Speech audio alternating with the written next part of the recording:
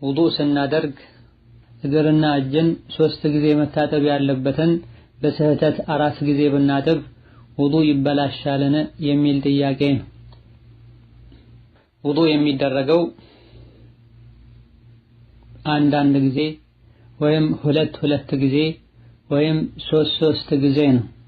ከአንድ በላይ ያለው ከፀጉር ውጭ ያሉ የውዱእ አካሎችን ነው የሚመለከተው።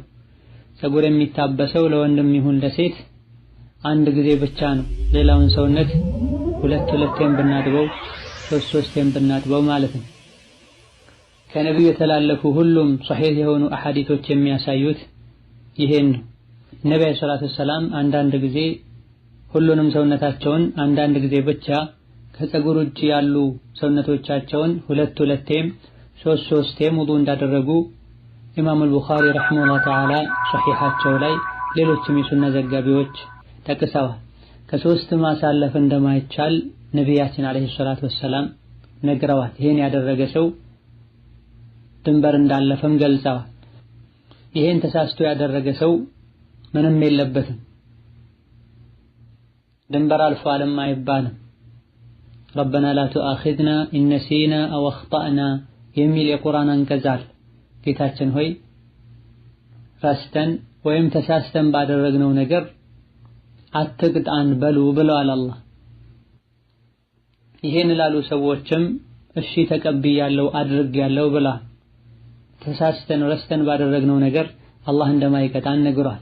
ነቢይም ዓለይሂ ሰላቱ ወሰላም አብዱላህ ብን አባስ ባስተላለፉት ሐዲስ ኢነላህ ተጃወዘ ሊ ዐን ኡመቲ አልኸጠአ ወኒስያነ ወመስቱክሪሁ ዐለይሂ ብለዋል። አው ከማ ቃል ዓለይሂ ሰላቱ ወሰላም ኡመቴ ረስተው ወይም ተሳስተው ወይም ተገደው ያደረጉትን ነገር ይቅር ብሎልኛል፣ ኡመቴን አፍ ብሎልኛል ብለዋል ዓለይሂ ሰላቱ ወሰላም።